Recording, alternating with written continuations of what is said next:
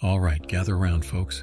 I've got a spine-chilling tale to share with you, one that still gives me nightmares to this day.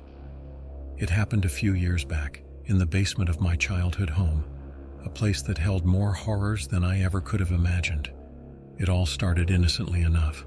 My family had recently moved into a new house, and I was tasked with exploring every nook and cranny to make sure it was safe.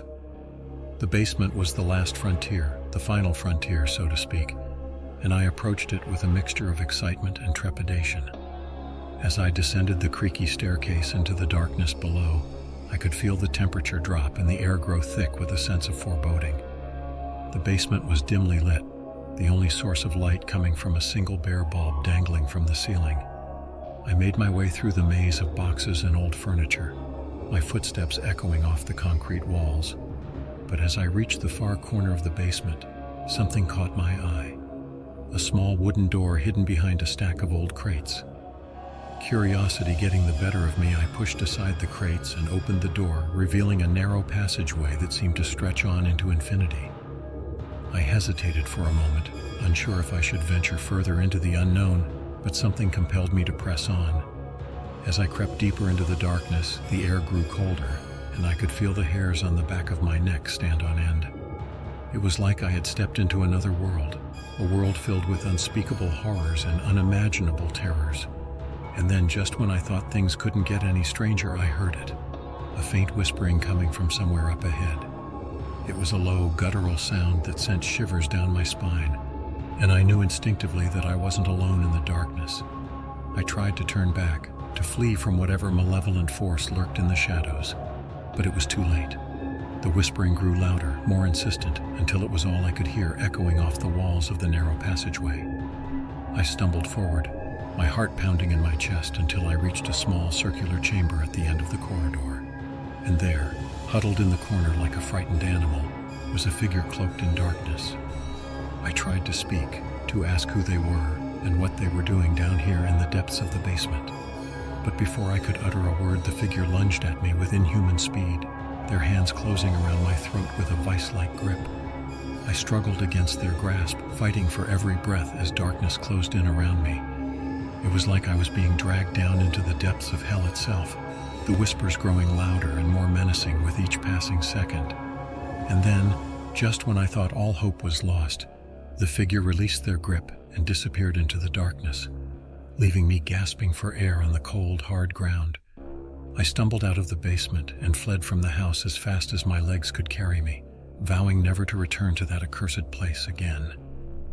To this day, I still don't know what I encountered in the depths of the basement, whether it was a malevolent spirit or something even more sinister.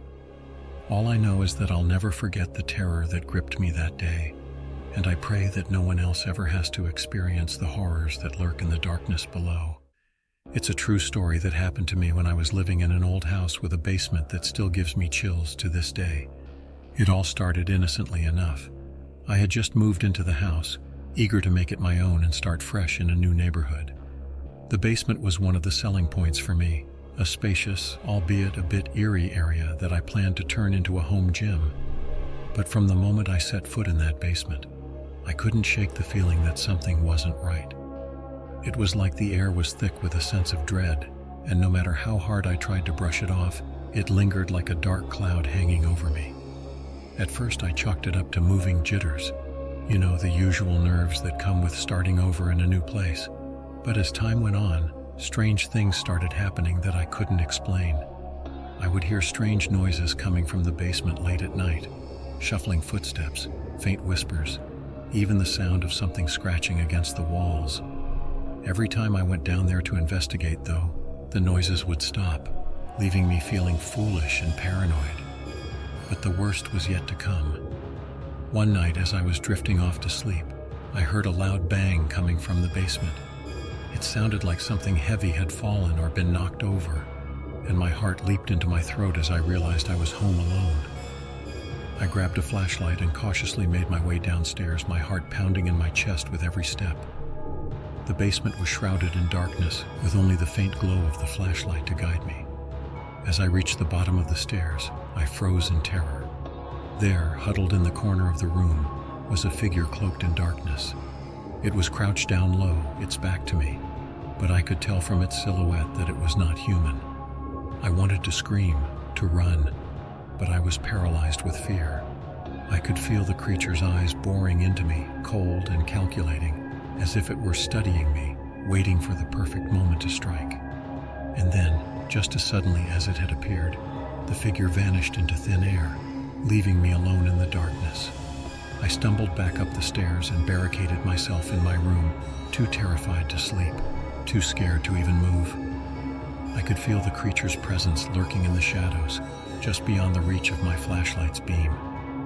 The next morning, I called a priest to bless the house, hoping that it would rid me of whatever malevolent force was lurking in the basement. But even after the ritual was performed, I couldn't shake the feeling that I was being watched, that the creature was still down there, waiting for the perfect moment to strike. I moved out of that house soon after, desperate to leave behind the nightmare that had become my reality. But to this day, I still can't shake off the feeling of terror that grips me whenever I think about that basement, the dark, sinister presence that lurked just out of sight, waiting to drag me down into the depths of hell itself. And I pray that no one else ever has to experience the horror that I endured in that godforsaken place. It's the tale of my harrowing experience in the basement of my childhood home, a sanctuary that transformed into a nightmare I'll forever carry with me. It all started when I was a kid, around 8 or 9 years old. My family had just moved into a new house, and I was excited to explore every nook and cranny. But there was one place I always avoided, the basement. There was something about that basement that sent shivers down my spine. It was dark and musty, with cobwebs hanging from the ceiling and shadows lurking in every corner. I couldn't shake the feeling that something sinister was lurking down there, waiting for the perfect moment to strike.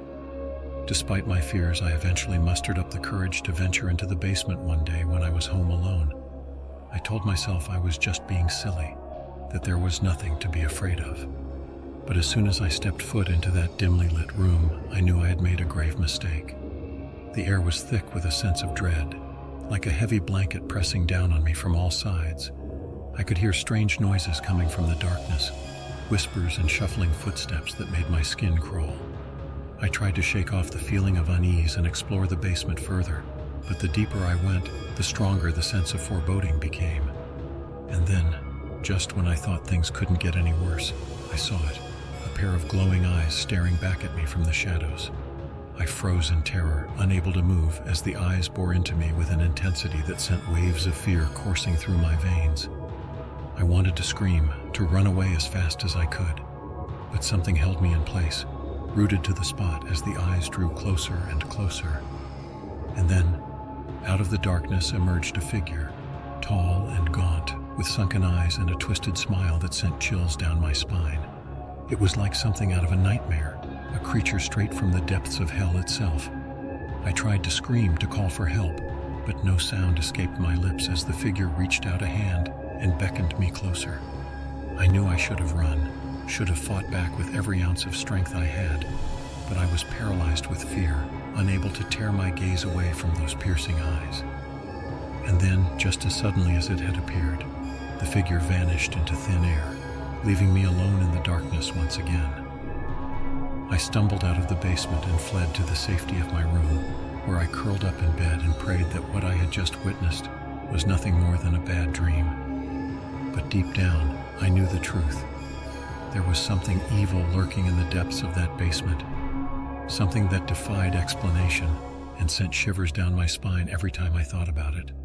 To this day, I still can't shake off the feeling of fear that grips me whenever I think about that basement. I never went down there again, and my family eventually moved out of that house.